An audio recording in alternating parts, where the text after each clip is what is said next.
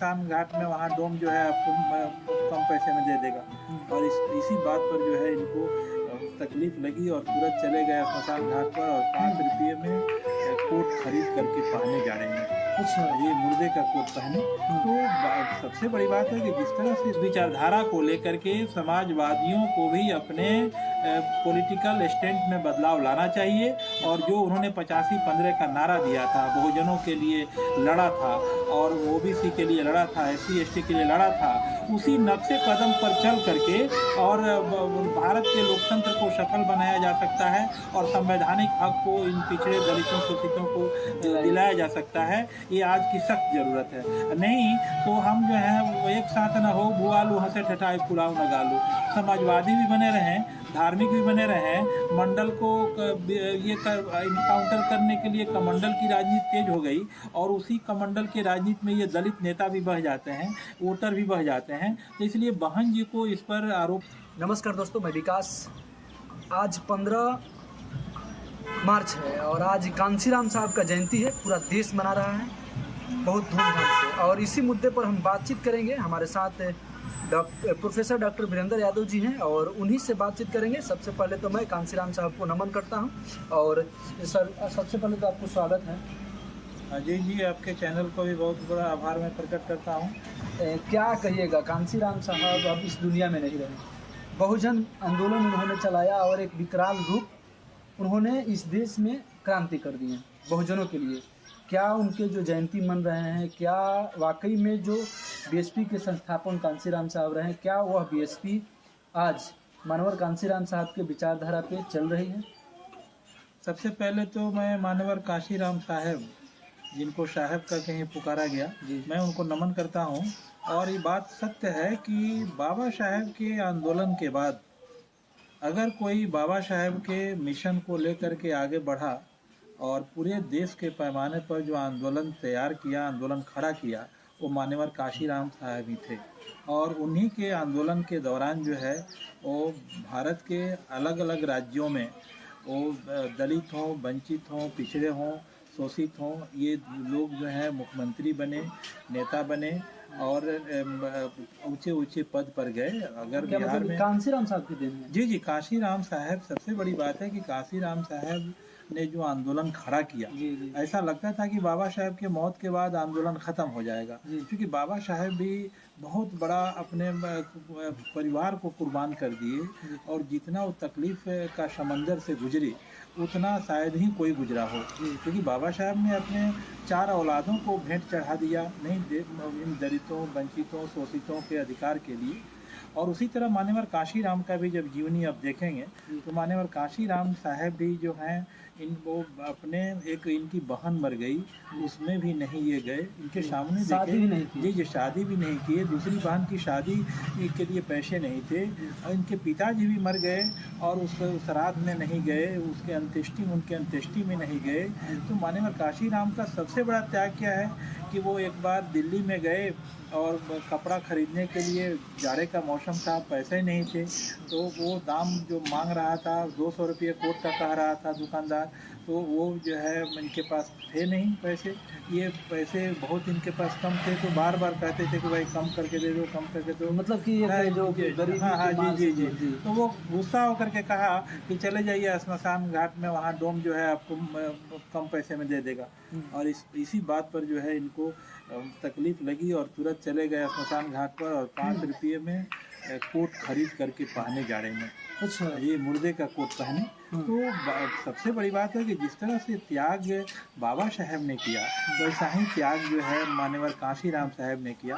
अगर मानवर कांशीराम साहब का जो आंदोलन था उनकी बात अगर ये समाजवादी मान लिए होते, यानी उसी समय अगर ये सारे वंचितों के, दलितों के, शोषितों के, पीड़ितों के जो नेता थे, अगर वो अजय जी ये सभी लोग अगर अम्बेडकरवाद को अपना लिया होता, मानवर कांशीराम साहब को अपना लिया होता, तो आज आज समाजवाद के नाम पर जो भी ये तबका वंचित हो गया है राजनीति के माध्यम से, तो ये ऐसा देखने को नहीं मिलता। कांसीराम होते तो उत्तर प्रदेश में भाजपा सरकार नहीं बना पाती। नहीं, वही नहीं, क्योंकि कांसीराम साहब के नेतृत्व को लोग अगर मान लिया होता तो ये मनुवादी लोग जो है वो कभी सरकार में आते नहीं, क्योंकि वो 85-15 का आंदोलन कांसीराम साहब ने खड़ा किया था। और वो कहते थे कि भाई वोट से बनेंगे पीएम सीएम, सीएम पीएम और आरक्षण से बनेंगे एसपी डीएम, क्योंकि वो बात बूझ गए थे कि वंचितों के पास पैसे नहीं है, तो इसलिए वोट के अधिकार वो ट्रिपल एम का एक सिद्धांत बताया करते थे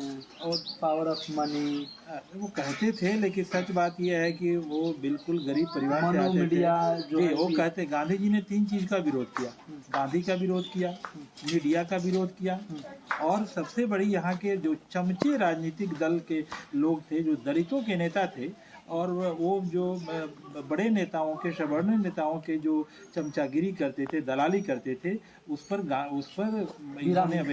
इन्होंने विराम लगाया और कहा कि ये राजनीतिक ये दलितों के नेता जो हैं वो चमचे हैं। और किताब भी उन्होंने लिखा चमचा युग, और कहा कि सबसे बड़ा जो राजनीति में गतिरोध जो पैदा हुआ है इस दलित नेताओं के चलते हुआ है। जैसे आज भी जो है 133 दलित नेता एमपी बन के बैठे हुए हैं दिल्ली में, और आरक्षण खत्म हो रहा है, संविधान चल रहा है, कोई बोल नहीं रहा है, सब के सब अपना झोला भरने में लगे हुए हैं। तो ये सभी मान्यवर कांसीराम साहब के सपनों अभी बीएसपी का अस्तित्व है आपके अनुसार? मायावती के हाथ में बीएसपी की कमान है क्या? जो आपके जो मानवर कांसीराम साहब के क्या विचारों पे बीएसपी चल रही है? क्या जो मानवर कांसीराम साहब जिन्होंने जितने नारे लगाए, तिलक तराजू और तलवार, इनसे सीखो, इनसे रहो सदा होशियार, क्या ये तमाम नारे को बदल दिए गए? देखिए, मान्यवर कांसीराम साहब का जो सबसे बड़ा नारा था, जिसमें वो कहते थे कि भाई जिसकी जितनी संख्या भारी उसकी उतनी हिस्सेदारी, ये उनका सबसे बड़ा नारा था। और किसी भी पार्टी का जो नारा होता है वो उसका बेस होता है, वो आइकॉन होता है, उसी के आधार पर लोग समझते हैं कि ये कहाँ ले जा रहा है। जैसे अगर समाजवादी नेता लोहिया बोलते थे कि जात पात की करो विदाई, मानो मानो भाई भाई, तो ये मैसेज जाता है। उसी तरह से जिस समय मुलायम सिंह और कांसीराम के बीच गठबंधन हुआ तो लोग जो है ये नारा आया, क्योंकि वो जो श्री राम पार्टी वाले लोग तरह तरह की बातें करते थे, लेकिन जब दोनों का गठबंधन हुआ कांसीराम और मुलायम सिंह का, तो ये दोनों तो उस समय नारा भी लगा कि मिले मुलायम कांसीराम, हवा में उड़ गए जय श्री राम, इस तरह नारा लगा। मतलब कि अब धार्मिक नाम पर वोट नहीं चलेंगे। जी, तो सबसे बड़ी बात है कि माननीय और सारे नारा जो बताइए याद जी, वो जो कहते थे कि भाई तिलक तराजू हो तलवार इनको, तिलक तराजू हो तलवार इनको मारो जूते चार। वो बोलते थे कि बाभन बनिया ठाकुर चोर, बाकी सब हैं DS4, तो ये इनका नारा होता था।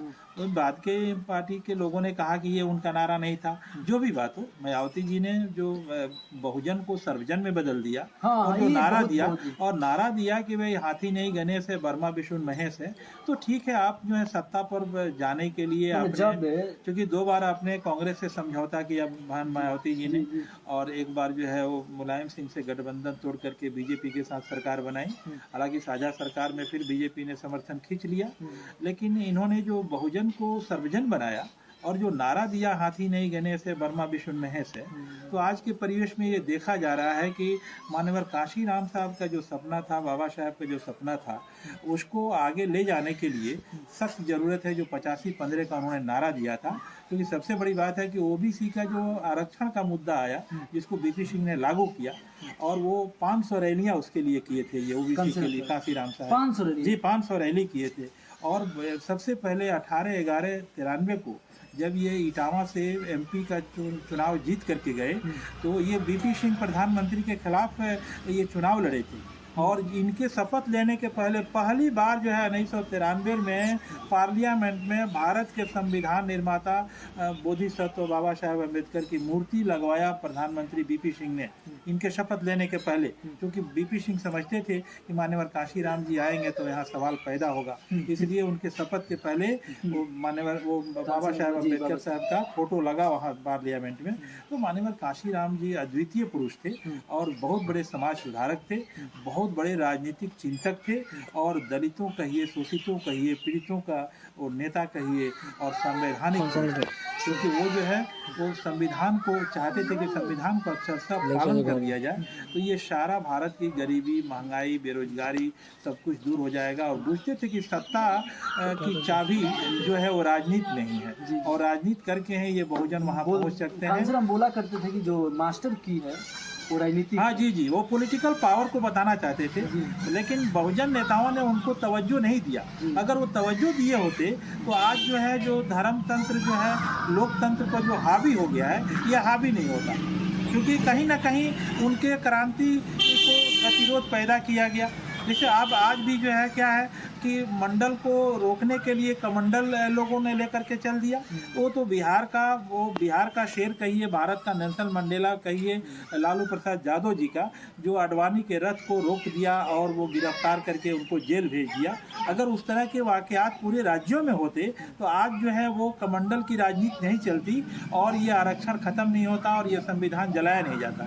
तो बाबा साहेब के सपनों को लेकर के साकार करने के लिए मान्यवर काशीराम जी ने घर छोड़ दिया, शादी नहीं किया और वो बैंक बैलेंस नहीं रखे, साइकिल से पूरे देश को नाप दिए। तो ये बहुत बड़ी उनमें खूबी थी। और वो कभी भी कहते भी तो उन्हीं के ज़माने में सबसे पहले दीवारों पर चुनाव चिन्ह जो है अंकित किए गए, क्योंकि वो पूछते थे कि हमारे नेताओं के पास पैसे नहीं हैं, कहाँ से पंपलेट छपेगा, कहाँ से पोस्टर बैनर लगेगा। तो उस हालत में उन्होंने ये कर दिया था, इस तरह से कर दिया था कि भाई ऐसा होना चाहिए। तो वो मान्यवर काशीराम का बहुत बड़ा देन है पूरे भारत के बहुजनों के लिए, दलितों के लिए, शोषितों के लिए, पिछड़ों के लिए, अनुसूचित जाति जनजाति के लिए।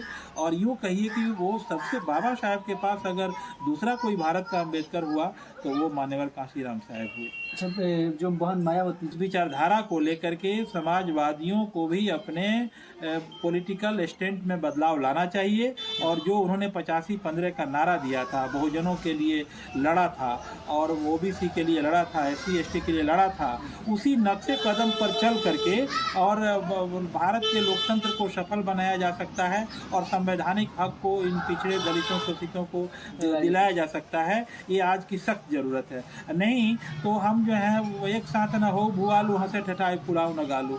समाजवादी भी बने रहें, धार्मिक भी बने रहें, मंडल को ये काउंटर करने के लिए कमंडल की राजनीति तेज हो गई और उसी कमंडल के राजनीति में ये दलित नेता भी बह जाते हैं, वोटर भी बह जाते हैं। तो इसलिए बहन जी को इस पर आरोपित लगाना, इल्ज़ाम करना अच्छी बात नहीं है। ज़रूरत इस बात है कि मान्यवर काशीराम जी के जो आदर्श हैं, जो विचारधारा है, जिन लोगों जिस चीज़ को लेकर के चले, जैसे वो कहते थे कि भाई आरक्षण को लेकर के बनेंगे SP DM और वोट को लेकर के बनेंगे CM PM, तो उनका विचार ठीक था। वो कहते थे कि भाई जिसकी जितनी संख्या सरकारी है वो जमीन हमारी है, वो बोलते थे भाई अगर ये 1956 में क्योंकि बाबा साहब को मार दिया गया, अगर बाबा साहब का आज भी जो है पोस्टमार्टम रिपोर्ट नहीं है प्रधानमंत्री कार्यालय में, तो राफेल सौदे का भी ये रजिस्टर गायब हो जाता है। तो ये यहाँ की बात है। और मीडिया जो है वो मीडिया के सख्त खिलाफ थे। तो मान्यवर काशीराम जी का जो सपना था उसको अपनाने के लिए सबसे बड़ी ज़रूरी है कि जो नारा दिए थे 85-15 का, उसको एकदम माने लागू करना होगा। और भारत के लोकतंत्र को सफल बनाने के लिए मान्यवर काशीराम साहब के नक्शे कदम पर चलकर ही ये समाजवादी विचारधारा के लोग भी शोषितों, वंचितों और पीड़ितों को फायदा पहुंचा सकते हैं, राजनीतिक पावर दे सकते हैं। अन्यथा दोनों काम नहीं हो पाएगा कि आप जो है धर्म से भी चिपके रहिए, धर्म आपका व्यक्तिगत चीज़ है, वो आप मानिए नहीं मानिए, वो आप जो है आप सड़क हो, शिक्षा हो, स्वास्थ्य हो, रोजगार हो, नहीं राजनीतिक सत्ता हो, मीडिया में आपकी भागीदारी होनी चाहिए, नहीं तो आप इसके लिए लड़ाई लड़नी चाहिए। और यहाँ पर हुआ है क्या कि भाई बिल्कुल दिमाग को हाईजेक कर लिया गया है। यहाँ पर आज क्या है कि जिन युवाओं के हाथ में कलम चाहिए था, नौकरी चाहिए था, रोजगार चाहिए था, उन युवाओं के हाथ में तलवार, पत्थर, भाला पकड़ा दिया गया है और आप वो लोग धर्म के नाम पर मरने को तैयार है। का लोकतंत्र मजबूत दिखेगा, सुदृढ़ दिखेगा, शानदार दिखेगा और पूरे दुनिया के पैमाने पर भारत एक नया इतिहास रचेगा। इसके लिए ज़रूरी है। चलिए, और सर थे प्रोफेसर वीरेंद्र यादव जी थे, दरोगा राय कॉलेज के प्रोफेसर हैं, और इन्होंने साफ साफ शब्दों में कहा कि जो समाजवाद की राजनीति करते हैं उनको एक ठोस निर्णय लेना चाहिए। जो मानवर कांसीराम साहब का जो विचारधारा थी उस पर अडिग हो जानी चाहिए। तब जाकर के इस देश के बड़े तबके जो बहुसंख्यक आबादी वाला जो एक SC ST OBC के जो कौम है उसको राजनीतिक पटन मिल सकती है। धन्यवाद, आभार। कैमरामैन सहयोगी